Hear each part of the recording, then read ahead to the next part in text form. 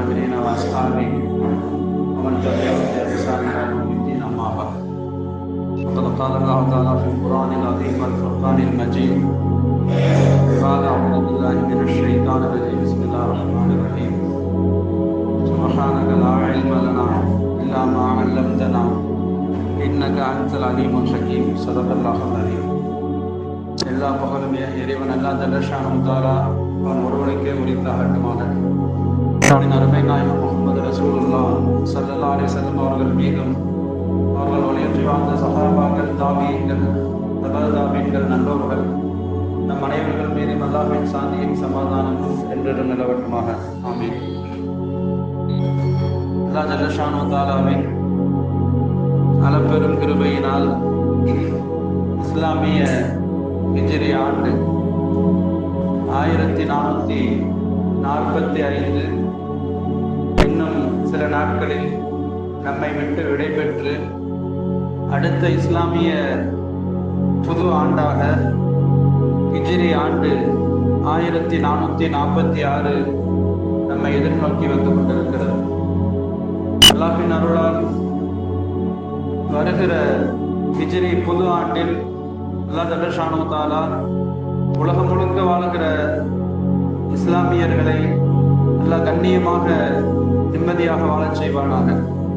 கடந்த காலங்களில் சந்தித்த கசப்பான அனுபவங்கள், பல்வேறு சிரமங்கள், கஷ்டங்களை எல்லாம் நீக்கி நிம்மதி பெருவாழ்வு வாழ அல்லாஹ் அருள் பாலிப்பானாக. இந்த இஸ்லாத்தின் எதிரிகளால் இந்த சமுதாயத்திற்கு ஏற்படுகிற மிக மோசமான பாதிப்புகளை விட்டு அல்லாஹ் இந்த உம்மத்தை பாதுகாத்து அருள்வானாக. சிறப்பானவர்களே, இப்போ வரலாற்று சிறப்புமிக்க இந்த ஹிஜ்ரி ஆண்டு, பொதுவாக இஸ்லாமிய ஆண்டுகள், இஸ்லாமிய நிகழ்வுகள் எதுவாக இருந்தாலும் அதன் பின்னணியில் பல்வேறு வரலாற்று குறிப்புகள் இருக்கும். வரலாற்று நிகழ்வுகளுக்கு பின்னாலே தான் இஸ்லாமிய எந்த ஒரு அம்சமும் கட்டியெழுப்பப்பட்டிருக்கும்.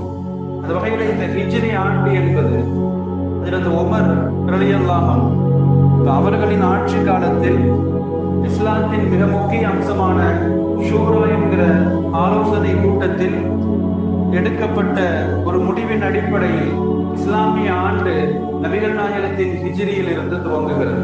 நபிகள் ஸல்லல்லாஹு அலைஹி வஸல்லம் மக்காவை விட்டு மதீனாவிற்கு சென்றடைந்த, மதீனாவிற்கு போய் சேர்ந்த அந்த ஹிஜ்ரத் பயணம், அந்த பயணத்தை துவக்கமாக கொண்டு இஸ்லாமிய ஹிஜ்ரி ஆண்டு இன்றைக்கு 1446 இன்னும் 2 நாட்களில் துவங்கவிருக்கிறது. அல்ஹம்துலில்லாஹ். பொதுவாக ஒரு புது ஆண்டின் துவக்கம் ஒன்று. இன்னொன்று, கடந்த ஆண்டு, கடந்து போயிருக்கிற ஒரு வருடம், நம்முடைய வாழ்நாளிலும் ஒரு ஆண்டு கடந்து போயிருக்கிறது. எனவே அந்த கடந்த காலங்களை குறித்து ஒரு மீள் பார்வையாக என்னென்ன நன்மைகளை செய்திருக்கிறோம், என்னென்ன நன்மைகளை செய்வதற்கு தவறி இருக்கிறோம் என்றெல்லாம் யோசித்து பார்க்க கடமைப்பட்டிருக்கிறோம். என்னென்ன தீமைகள் நம்மிடத்தில் ஏற்பட்டிருக்கிறது, தௌபா இஸ்திக்ஃபார் இல்லாமல் என்னென்ன தவறுகள் நம்மிடத்திலே தொடர்கிறது, அவைகளை குறித்தெல்லாம் ஒருவித மீள் பார்வை மிக அவசியம். ஏன்னா இந்த சுய விசாரணை என்று சொல்வார்கள், நம்மை நாமே கேள்வி கேட்டுக்கொள்வது, நாளை மறுமையில் அல்லாஹ்விடத்தில் விசாரணைக்கு கொண்டு போய் நிறுத்தப்படுவதற்கு முன்னால் தன்னைத்தானே விசாரணை செய்து கொள்வது சுய விசாரணை. இதுவும் கூட இபாதத், வணக்க வழிபாடுகளிலே கட்டுப்படும். எவ்வளவு பேரும் மிக மோசமான மனிதராக இருந்தாலும் கூட தன் வாழ்வை குறித்து, கடந்த கால வாழ்வை குறித்து அவர் ஒரு சுய விசாரணை, மீள் பார்வை செய்கிற போது தௌபாவுடைய வாய்ப்புகள் அதிகம் கண்டிப்பிக்கவில்லை. அந்த வகையில் இந்த பிறக்கிற ஹிஜ்ரி ஆண்டு 1446 நாம் சிந்திக்க வேண்டிய விஷயங்கள் ஏராளம். சமுதாயம் குறித்து, நம்முடைய இஸ்லாமிய குடும்ப அமைப்புகளை குறித்து, பல்வேறு அரசியல் ரீதியான விழிப்புணர்வுகள் குறித்து நிறைய அம்சங்கள், பட்டியல் நீண்டு கொண்டே போகும். அதில் மிக முக்கியமாக தனி மனிதர்களுடைய இபாதத்துகளில், அல்லாஹ்வை வணங்குவதில் மிக முக்கியமாக இன்றைக்கு பெரும்பாலும் 90% கூட சொல்லலாம், அவ்வளவு பெரும்பான்மை சதவிகிதம் இன்றைக்கு பலவீனத்தில் இருக்கிற, ஆனாலும் குர்ஆனும் ஹதீஸும் மிக அதிகமாக வலியுறுத்துகிற ஒரு இபாதத் இந்த அதிகாலை தொழுகை. பொதுவாக நாம் யோசித்து பார்க்கலாம். பொதுவாக நபிகள் ஸல்லல்லாஹு அலைஹி வஸல்லம் ஆயிஷா ரலியல்லாஹு சொல்லுவாங்க, பெருமானார் ஸல்லல்லாஹு அலைஹி வஸல்லம் ஃபஜ்ர் அல்ல, ஃபஜ்ரின் முன் சுன்னத், இப்ப ஃபர்லுக்கு முன்னால் தொழப்படுகிற 2 ரக்காத்துகள். ஆயிஷா அம்மா சொல்றாங்க, இந்த முன் சுன்னத்திற்கு தருகிற முக்கியத்துவம் மற்ற எல்லா நஃபில்களை காட்டிலும் மிக அதிகம் என்கிறார்கள் ஆயிஷா ரலியல்லாஹு அன்ஹா. ஃபஜ்ரின் முன் சுன்னத்துக்கு அவ்வளவு முக்கியம் அப்படின்னு சொன்னாங்க. ஃபஜ்ருக்கு எவ்வளவு முக்கியத்துவம் நபிகள் ஸல்லல்லாஹு அலைஹி வஸல்லம் சொல்லுவார்களாம், அந்த 2 ரக்காத் ஃபஜ்ரின் முன் சுன்னத் நன்மையை குறித்து சொல்லுவார்கள், கைரும் மின துன்யா வமா ஃபீஹா. இந்த 2 ரக்காத் முன் சுன்னத் தொழுகிறது உலகில் உள்ள அத்துணையும் எனக்கு கிடைப்பதை விட எனக்கு மிகச் சிறந்தது என்கிறார்கள் நபிகள் ஸல்லல்லாஹு அலைஹி வஸல்லம். ஒட்டுமொத்த உலகமும் ஒருவருக்கு கிடைப்பதை காட்டிலும் நபிகள் ஸல்லல்லாஹு அலைஹி வஸல்லமுடைய பார்வையில் 2 ரக்காத் தொழுவதற்கு வாய்ப்பு கிடைப்பது சிறந்தது என்கிறார்கள் கண்ணியமிக்கவர்களே. ஆனால் இந்த பெரும் பாக்கியங்களை இன்றைக்கு நம்ம பெரும்பாலும் இழந்து வாழ்ந்து கொண்டிருக்கிறோம். எல்லாம் வரக்கூடிய ஆண்டிலேயாவது தௌஃபீக் செய்வானா? நம்மள ஏன் இவ்வளவு பலகீனம்? ஒரு நன்மை மிக பெரிதாக இருக்கிற போது, அளப்பெரிய நன்மையை அல்லாஹ் அருளுகிற போது அதில் ஷைத்தானுக்கு இடையூறு மிக அதிகமாகவே இருக்கும். இந்த நன்மையை அடைய முடியாமல் அவனது தொல்லைகளும் அவனது இடையூறுகளும் ஏராளமாகத்தான் இருக்கும். ஹதீஸ்ல பெருமானார் ஸல்லல்லாஹு அலைஹி வஸல்லம் அவங்களே சொல்றாங்க, நைட்டு நம்ம தூங்குறோம், இரவில் ஒரு மனிதர் உறங்குகிற போது ஷைத்தான் பிடரியில் 3 முடிச்சுக்கள், ஒவ்வொரு முடித்தும் அவன் முடிச்சு போடுறப்ப அவன் சொல்லுகிற வார்த்தை, வலக்க லைலுன் தவீல், உனக்கு இரவு இன்னமும் இருக்கிறது, மிக நீண்ட இரவு இருக்கிறது, நல்லா தூங்கு, இன்னமும் ஃபஜ்ர் நேரம் வரவில்லை என்று சொல்லி 3 முடிச்சு பிடரியில். இப்ப ஷைத்தானின் சூழ்ச்சியில் சிக்குண்டவர்கள், அவனின் சதிவலையில் சிக்குண்டவர்களுக்கு ஃபஜ்ர் தவறி போகிறது கண்ணியமிக்கவர்களே. பெருமானார் அதுக்கு தீர்வு சொல்லி தருவான். அதற்கு என்ன தீர்வு தெரியுமா? ஒரு முஸ்லிம் இரவு படுக்கிறார், சைத்தான் 3 முடிச்சு போடுறான், காலையில் ஃபஜ்ருக்காக எழுகிறார், ராஜ்யத்துக்கு எதிர்த்தா ரொம்ப சிறப்பு, இப்ப குறைந்தபட்சம் ஃபஜ்ருக்கு எழுகிறார். எழுந்து அவர் நபிகள் நாயகத்துடைய வழிகாட்டுதலை போல எந்திரிச்சு உட்கார்ந்து அவனே 2 கண்களை கசக்கணும், தூக்க கலக்கம் போறதுக்காண்டி. அடுத்து அவர் அல்லாஹ்வை நினைவு கூற வேண்டும். ஒரு துஆ இருக்கு, அல்ஹம்துலில்லாஹி அல்லதி அஹ்யானா வஅதமா அமாத்தனா வ இலைஹி நுஷூர். யா அல்லாஹ், எனக்கு தூக்கம் என்கிற சிறு மரணத்தை தந்து மீண்டும் எனக்கு அதிகாலையில் உயிர் தந்து எழுப்பி இருக்கிறாய், உனக்கே புகழ் என்று தூக்கத்திலிருந்து அல்லாம புகழணும். இப்ப முதல் முடிச்சு அவிழ்ந்து போகும் இந்த துஆ ஓதுறவனை. 2வது தொழுகைக்காக அவர் ஒழுங்கு செய்கிற போது 2வது முடிச்சு அமர்ந்துடும். எப்பொழுது அவர் ஃபஜ்ர் தொழுகையை அல்லாஹ்வின் அருளால் நிறைவேற்றுகிறாரோ 3வது முடிச்சும் அவிழப்பட்டு போகும். கண்ணியமிக்கவர்களே, யோசித்து பார்க்கிறோம். பெருமானார் தொடர்ந்து சொல்லுவான், சைத்தானுடைய 3 முடிச்சுகளில் இருந்து இவருக்கு விலக்கு, 3 முடிச்சுகள் இருந்து ரிலீஃப் ஆயிட்டார்.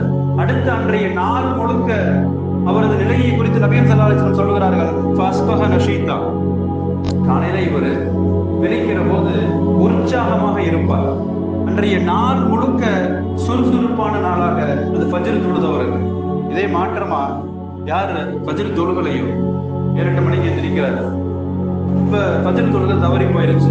பெருமானார் சொல்லுகிறார்கள், ஹபீஸன் நஃப்ஸ், எப்படி ஃபஜ்ர் தொழுதவர் சுறுசுறுப்பும் உற்சாகமும் நிறைந்தவராக அன்றைய நாளை கழிப்பதை போல இவர் உள்ளம் அழுக்கடைந்தவராக, ஷைத்தானின் அசூசை, அவனது பீடை பிடித்தவராக அன்றைய நாள் முழுக்க இருப்பார். கண்ணியமிக்கவர்களே, மட்டுமல்ல சோம்பல் நிறைந்தவராக, இன்னைக்கு முழுக்க அவருக்கு சுறுசுறுப்பு இல்லை, உற்சாகம் இல்லை, இப்ப சோம்பல் குடிகொண்டவராக அன்றைய நாள் முழுக்க கழியும். கண்ணியமிக்கவர்களே, யோசித்து பார்க்கிறோம். உழவு தொழுகிறவர்களுக்கு பாக்கியங்கள் ஏராளம், தொழ தவறியவர்களுக்கு முசைபத்துகள், பீடைகள் அதிகம். கண்ணியமிக்கவர்களே, இவை வரக்கூடிய ஆண்டுகள்லையாவது, பிறக்கிற 1446 இருந்தாவது நாம் நல்ல நியத்துகள் செய்ய வேண்டும். அதிகாலை தொழுகைக்கு எப்படியாவது எழுந்து நான் அதை இமாம் ஜமாத்தோடு நிறைவேற்றுவேன் என்கிற ஒரு உறுதி. ஜும்மாவுக்கு வருவதை போல கூட்டம் ஃபஜ்ருக்கு நிரம்புகிற போது அல்லாஹ்வின் அருளை கண்ணால் காண முடியும். கண்ணியமிக்கவர்களே, இன்னும் சொல்ல போன பெருமானாரின் விசேஷ துவா இருக்கு அந்த அதிகாலை நேரத்தில். இந்த துவால நம்ம தவற விட்டுறோம். பெருமானார் இப்படி துவா செய்வார்களாம், அல்லாஹும்ம பாரிக் லி உம்மத்தி ஃபீ புகூரிகா, யா அல்லாஹ், என் சமுதாயத்தின் அதிகாலை நேரத்தில் பரக்கத் செய்வாயா. பெருமானாரின் விசேஷ துவா. ஒரு மாணவர் ஃபஜ்ருக்கு பின்னால் எழுந்து படிக்கிற போது அவரது கல்வியில் பரக்கத், நல்ல கல்வியில் பரக்கத் செய்வார். ஒருவர் ஃபஜ்ருக்கு பின்னால் அமர்ந்து குர்ஆன் ஓதுகிற போது அவரது இல்மிலே அல்லாஹ் பரக்கத் செய்வார். ஃபஜ்ர் தொழுது விட்டு ஒருவர் கடையை திறக்கிற போது வியாபாரங்களில் பரக்கத். கண்ணிமிக்கவர்களே, நபிகள் நாயகத்தின் விசேஷ துவா இருக்கிறது. எனவே அந்த நேரங்கள் மிகுந்த கவனத்திலே கொள்ளப்பட வேண்டும். ஒரு பக்கம் பரக்கத், ஃபஜ்ர் தொழுதுட்டார். இன்னொரு பக்கம் அன்றைய நாள் முழுக்க அவர் அல்லாஹ்வின் பாதுகாப்பை வந்து விடுகிறார். இப்ப அகில உலகங்களின் அதிபதி அல்லாஹ் ஜல்லஷானு தஆலா அவனது பாதுகாப்பு கோட்டையில் உள்ளே நுழைகிறார். கண்ணிமிக்கவர்களே, ஃபஜ்ர் தொழுதவர். எனவே மிகுந்த கவனம் நம்மிடத்துல வேண்டும். பெருமானார் இன்னமும் சொல்லுவாங்க, சுவர்க்கத்தில் பிரவேசிப்பதற்கான கேரண்டி பெருமானார் சொல்றாங்க. சொர்க்கத்துக்கு உள்ள போகணுமா?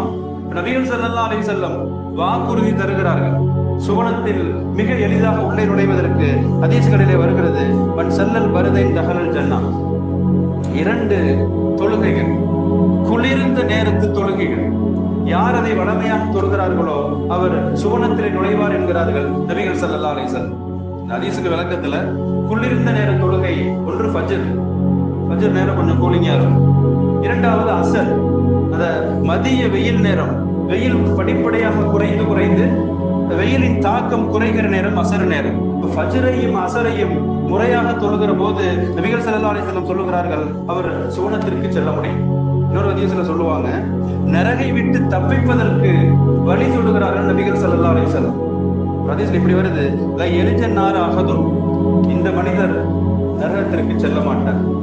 உறுதியாக சொல்றாங்க, இவர் உறுதியாக நரகத்திற்கு செல்ல மாட்டார். யார் தெரியுமா? மன் ஸல்லா கப்ல துலூஇ ஷம்ஸ், சூரிய உதயத்திற்கு முன்னால் உள்ள தொழுகையை தொழக்கூடியவர். கபல குரூபிகா, சூரிய மறைவுக்கு முன்னால் உள்ள தொழுகையை தொழக்கூடியவர். அதே ஃபஜ்ர் அசர் தான் சொல்றாங்க.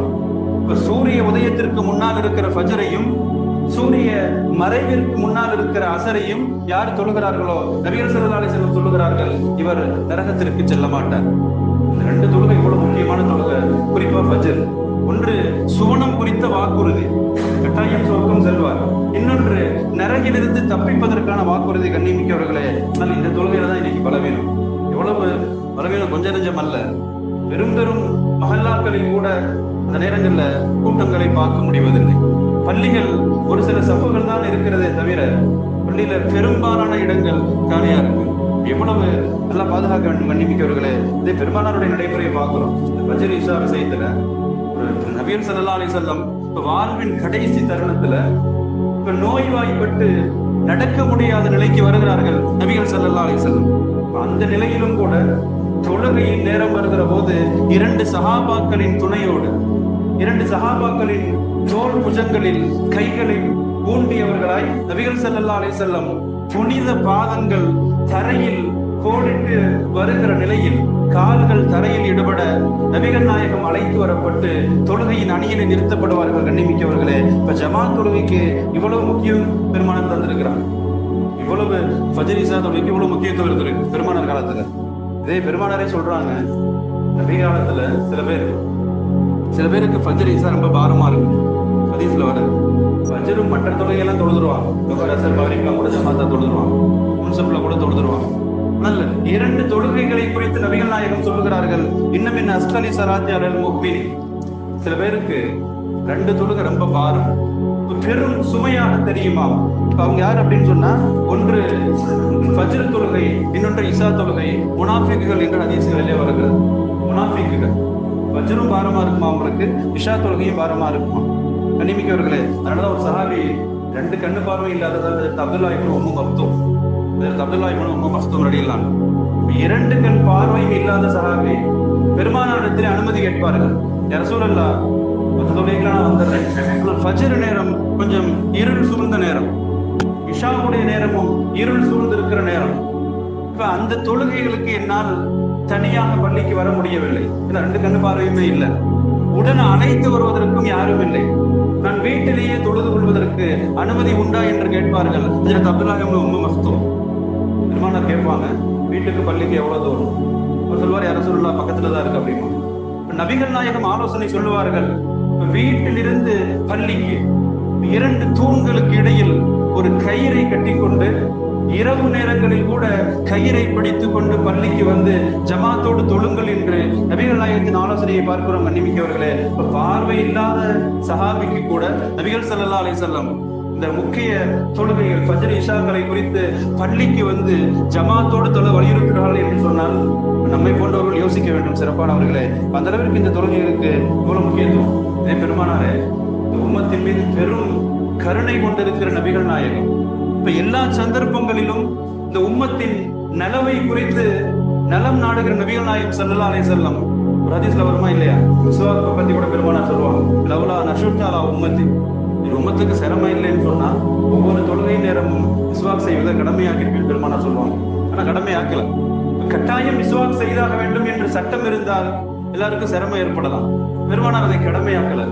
அந்த கருணை உள்ளம் கொண்ட நபிகள் நாயகம் சொல்லுகிறார்கள், யார் பாங்கு சொல்லப்படுகிறது, பாங்கு சப்தம் கேட்டும் பள்ளிக்கு வர வாய்ப்பு இருந்தும் கூட பள்ளிக்கு வரவில்லையோ, வீடுகளிலேயே தொழுது கொள்கிறார்களோ, நபிகள் நாயகம் சொல்லுகிறார்கள், இப்போ ஒரு நபரை இமாமாக நிறுத்திவிட்டு இளைஞர்கள் சிலரை ஏவி விறகுகளை எடுத்து வர செய்து அந்த வீட்டிலேயே தொழுத நபர்களின் வீடுகளை எரித்துவிட என் மனம் நாடுகிறது என்பார்கள் நபிகள் ஸல்லல்லாஹு அலைஹி வஸல்லம். ஒட்டுமொத்த உம்மத்தை நரகிலிருந்து காப்பதற்காக பெரும் அக்கறையும் கருணை கொண்டிருக்கிற நபிகள் நாயகம் சொல்லுகிறார்கள், ஜமாத்துக்கு வராம வீட்டிலேயே தொழுகிறப்ப பெருமானார் சொல்லுகிறார்கள், என் உள்ளம் விரும்புகிறது அந்த வீட்டை எரிப்பதற்கு. கண்ணிமிக்கவர்களே, யோசித்து பார்க்கிறோம், சிலவருக்கு மிக முக்கியமான தொழுகைகள் ஃபஜ்ர் தொழுகையும் இந்த இஷாவுடைய தொழுகையும் சிறப்பானவர். இப்னு உமர் அவங்க சொல்றாங்க, இப்போடைய காலத்துல ஃபஜ்ருக்கு இஷாவுக்கு யாரும் பள்ளிக்கு வரல அப்படின்னு சொன்னா, ஃபஜ்ர்ல பள்ளியில பார்க்க முடியல, இஷால பள்ளியில பார்க்க முடியல அப்படின்னு சொன்னா அதற்கு இப்னு உமர் சொல்லுவாங்க, அஸரனா பிஹில் தன், அந்த நபரை குறித்து நாங்கள் உள்ளங்களிலே தப்பெண்ணம் வரும், ஒருவேளை அவர் முனாஃபிகா என்று, அவர் இஸ்லாத்தை விட்டு வெளியேறி விட்டாரா, வெளி தோற்றத்தில் முஸ்லிமாக உள்ளத்தில் இஸ்லாமிய வெறுப்பை கொண்டிருக்கிற முனாஃபிகோ என்று எங்கள் உள்ளங்களிலே எண்ணம் வருகிற அளவிற்கு அந்த ஜமாத்தை தவறவிடுகிற நபர்களை குறித்து அவர்கள் சொல்லுகிறார்கள். கண்ணிமிக்கவர்களே, அந்த ஃபஜ்ர் தொழுகை வளமையாக தொழுகிற போது உள்ளத்தில் ஈமான் இருப்பதற்கான நல்லதொரு அறிகுறி. ஒரு பக்கம் பரக்கத்து வாழ்க்கையில் ஃபஜ்ர் தொழுதுட்டா, இன்னொரு பக்கம் அன்றைய நாள் முழுக்க அல்லாஹ்வின் பொறுப்பில் பாதுகாப்பில் அவர், சுவனம் குறித்த வாக்குறுதி அவருக்கு, நரகிலிருந்து விடுதலை குறித்த சுப செய்தி. கண்ணிமிக்கவர்களே, நிறைய ஹதீஸ்களிலே வரிசையாக அந்த அதிகாலை தொழுகை நல்ல முறையில் நிறைவேற்றுகிற போது சிறப்பானவர்களே, இன்னும் எத்தனை சொன்னா இப்னு கையிம் ரஹ்மத்துல்லாஹி சொல்லுவாங்க, ஆரம்ப காலங்கள்ல இன்னைக்கு நம்ம விதவிதமா சாப்பிடுறோம், நாவு ருசிப்பதற்காக நிறைய உண்கிறோம். இமாமுடைய காலகட்டத்துல இப்ப திக்ர் தொழுகைகள் தான் அவர்களுக்கு உணவா, வயிற்றை நிரப்புகிற உணவு பண்டம் கூட திக்ர் தஸ்பீகள், குர்ஆன் ஓதுதல். இப்னு கையிம் ரஹ்மத்துல்லாஹி அவங்க தன்னுடைய உஸ்தாதை பார்க்க போறாங்க. அப்ப உஸ்தாதை போய் பார்க்க போறாங்க ஃபஜ்ர் நேரம். தொழுகைக்கு பிறகு அவருடைய உஸ்தாத் இப்னு தைமியா ரஹ்மத்துல்லாஹ் திக்ரிலே அமர்ந்திருக்கிறார்கள். முழுக்க அல்லாஹ்வின் சிந்தனையில் திக்ர்கள் தஸ்பீகளிலே மூழ்கி இருக்கிறார்கள். போய் மாணவர் பேசலான்னு போறப்ப உஸ்தாத் சொல்றாங்க, பக்கத்துல உட்காருப்பா அப்படிங்கிறாங்க. அவங்களும் பக்கத்துல உட்காந்துடுறாங்க. இப்னு கையிம் சொல்றாங்க, மிக நீண்ட நேரம் ஃபஜ்ருக்கு பிறகு தொடர்ந்து திக்ர்கள் தஸ்பீகள் எல்லாம் முடிச்சு தொழுகையெல்லாம் முடிச்சதுக்கு அப்புறம் உஸ்தாத் அவங்க சொன்னாங்களா, மாணவரை பார்த்து, எனது காலை உணவு முடிஞ்சிருச்சு அப்படின்னு சொன்னாங்க. காலைல நாஸ்டா முடிஞ்சிருச்சு அப்படின்னு சொன்னாங்க. இவர்கிட்ட நான் சாப்பிடவே இல்லையே, இந்த திக்ர்கள் தான் ஃபஜ்ருக்கு பிறகு நான் அமர்ந்து செய்கிற திக்ர் தஸ்பீகள் தான் எனக்கு காலை உணவு. சொல்லிவிட்டு சொல்வார்களாம், இந்த தொடர் அமல்கள் தான் என் வாழ்வில் பெரும் பரக்கத்தை தருகிறது அப்படின்னு சொல்லுவாங்க. அந்த நேரமும் பரக்கத்தான நேரம்.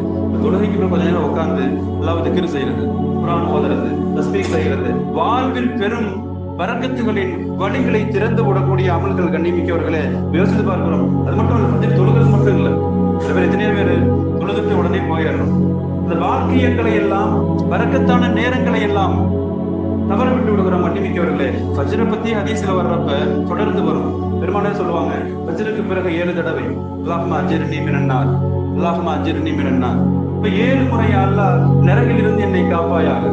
இத வளமையா ஓதுறப்ப நாளை மறுமையில் இந்த நரகம் ஓதியவருக்காக அல்லாஹ்விடத்திலே இப்படி சிபாரிசு செய்யுமா, எல்லா உலகத்துல என்னை விட்டு பாதுகாப்பு தேடினாரு, நீ அவரை பாதுகாப்பாயா, எனக்குள்ளே அவரை கொண்டு வந்து விடாது என்று சொல்லி இப்ப நரகை விட்டு இவர் பாதுகாப்பு தேடிய காரணம். கண்ணிமிக்கவர்களே, நரகம் அவரை அதை விட்டு பாதுகாப்பு கிடைக்கும். ஃபஜ்ருக்கு பின்னால் உள்ள அமல்.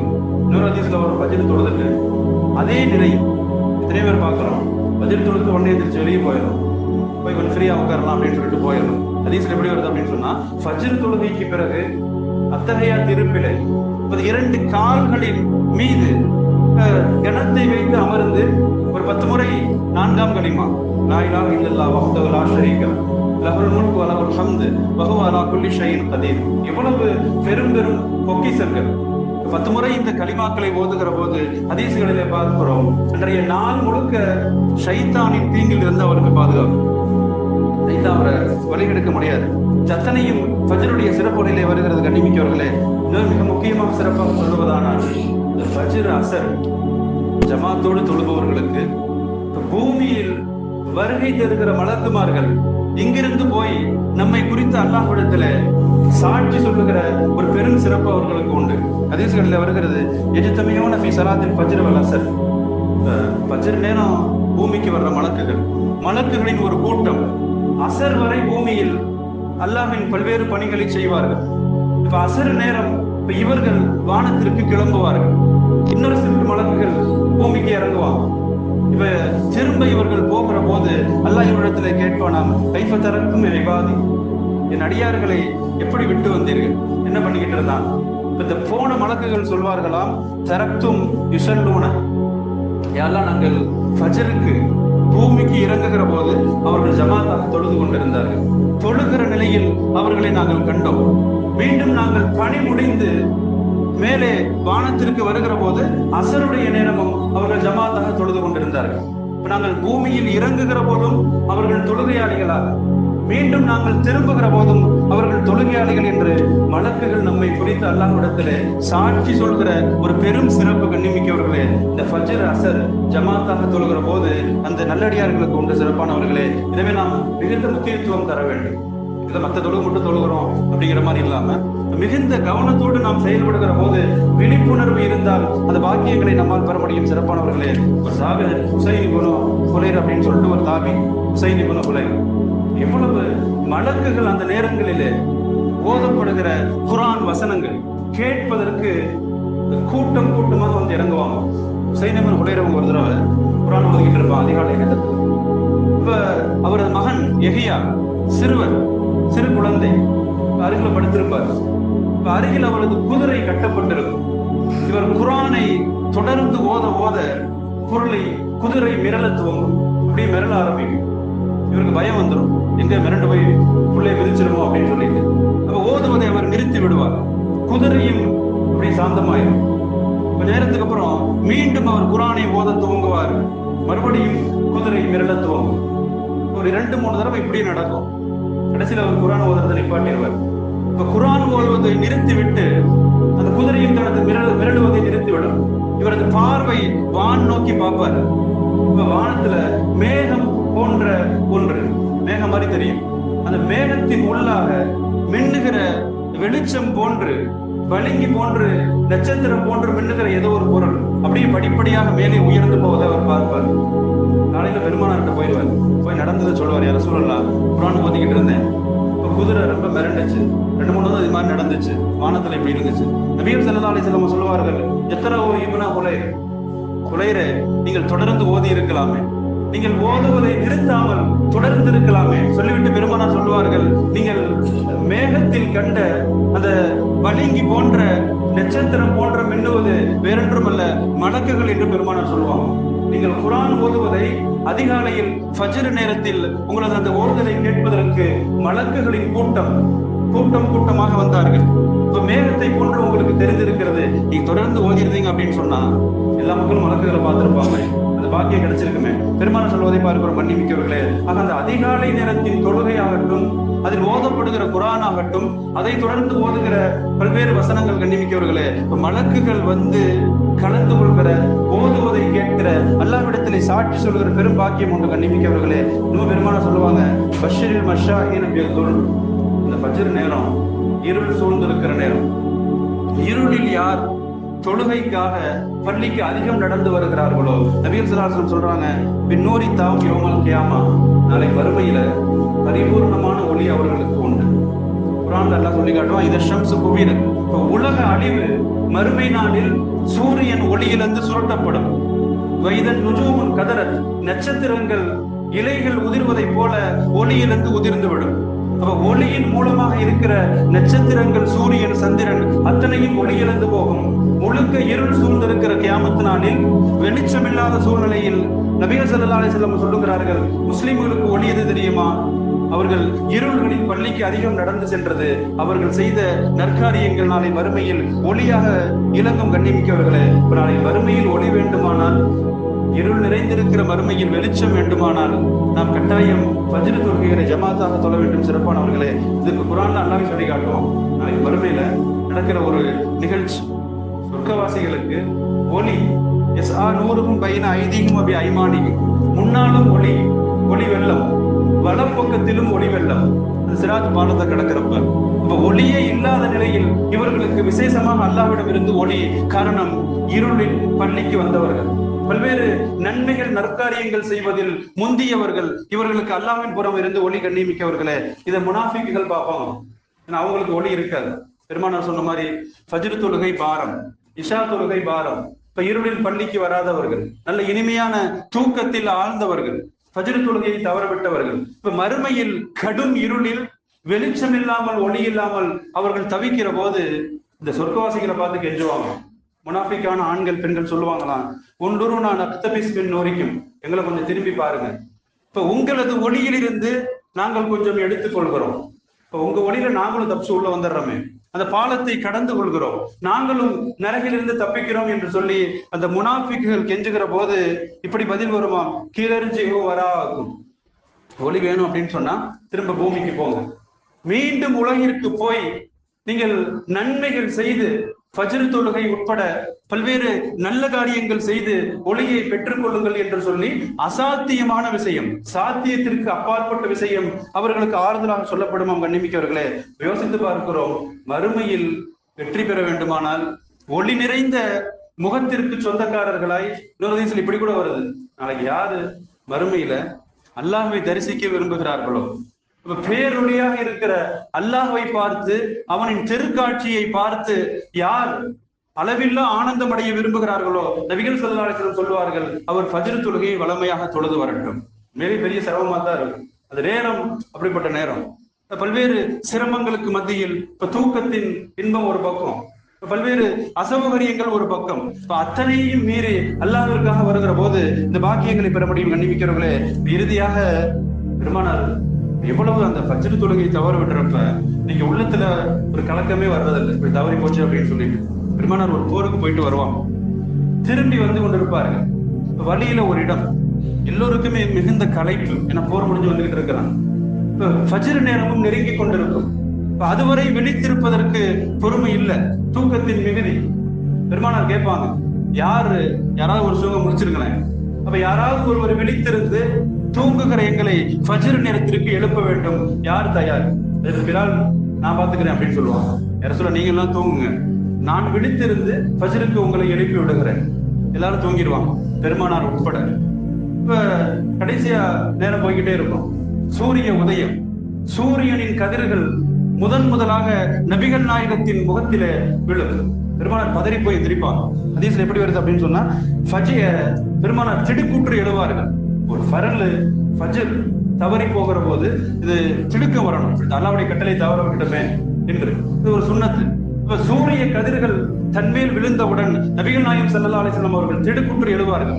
இந்த நேரம் பிலாலா தான் எழுப்புவான். இந்த பிலால் இப்படி பண்ணிட்டீங்களே. பெருமானார் கொஞ்சம் தோரணையா கேட்பான், இந்த பிலால் இப்படி பண்ணிட்டீங்களே, ஏன்னா ஒரு ஃபர்ல் தவற விட்டு இருக்கிறான். பிலால் சொல்லுவாங்களா, ரசூலுல்லாஹ் என் மேல கோவப்படாதீங்க, உங்களை உறங்க வைத்த அல்லாஹ் என்னையே உறங்க வச்சுட்டான் அப்படிமா. உங்களை யாரு தூங்க வச்சானோ தூங்க வச்சுட்டான். நபிகள் ஸல்லல்லாஹு அலைஹி வஸல்லம் கோபம் தணிந்தவர்களாய் அடுத்து பெருமானார் சொல்லுவாங்க, இந்த இடத்தில் இருந்து நாம் கிளம்ப வேண்டும் அப்படின்னு சொல்லுவாங்க. அங்கே பெருமானார் தொழுகல, அங்கிருந்து கிளம்பி கொஞ்சம் தூரம் கடந்து வேற இடத்துல போய் ஒழு செஞ்சு தொழுதாங்க. பெருமானார் காரணம் கேட்ட போது சொன்னார்களாம், இந்த இடத்தில் நாம் தங்குகிற போது சைத்தான் வந்துட்டான். இப்ப அல்லாஹ்வை வணங்குவதை, ஃபஜ்ர் தொழுவதை நம்மை மறக்கடித்து விட்டான். அப்படி பார்த்தது நம்ம தினமும் வீடு மாத்திக்கிட்டே இருக்கணும். அப்படிதான் நினைக்கு எத்தனை பேர் வீட்டுல ஃபஜ்ரே தொழுகிறது, தினமும் நம்ம ஒரு வீடு மாறிக்கிட்டே இருக்கணும். சொந்த வீட்டுக்காரங்க தினமும் என்ன செய்யணும், இன்னொரு வீடு கட்டிக்கிட்டே இருக்கணும். நம்முடைய பலவீனம். அப்ப ஃபஜ்ர் தொழாமல் உறங்குகிற இடத்தை குறித்து நபிகள் நாயகம் சொல்லுகிறார்கள், இது முசீபத் பிடித்த இடம், சைத்தான் கொடி கொண்டிருக்கிற இடம், பரக்கத் இல்லாத இடம் என்று சொல்லி அந்த இடத்தை விரைவாக காலி செய்து இன்னொரு இடத்துல போய் தொழுதார்கள் பார்க்கிறோம். மன்னிமிக்கவர்களே, யோசித்து பார்க்கிறோம். இந்த புத்தாண்டின் சிந்தனையாக வருகிற ஹிஜ்ரி 1446 கடந்த காலங்கள் கடந்தது. இந்த வாய்ப்புகள் மீண்டும் நமக்கு கிடைக்காது. இது இருக்கிற காலங்களிலாவது அல்லாஹ்வை திருப்திப்படுத்துகிற இப்ப அதிகாலை தொழுகை ஃபஜ்ர் தொழுகையில் மிகுந்த கவனம் என்று அல்லாஹ் ஜல்லஷானு தஆலா ஹிதாயத்தை தந்தருள்வானாக. அல்லாஹ் ஃபஜ்ருடைய பாக்கியத்தை தந்தருள்வானாக. அல்லாஹ் நம்முடைய பலவீனங்களை போக்குவானாக. அல்லாஹ் ஃபஜ்ரில் இருக்கிற சோம்பேறித்தனத்தை நீக்கி உற்சாகத்தை சுறுசுறுப்பை தந்தருள்வானாக. அல்லாஹ்வை வணங்கி நாளை மறுமையில் அவனை தரிசிக்கிற பாக்கியத்தை தந்தருள்வானாக. வாஹிரு தஅவானா அல்ஹம்துலில்லாஹி ரப்பில் ஆலமீன்.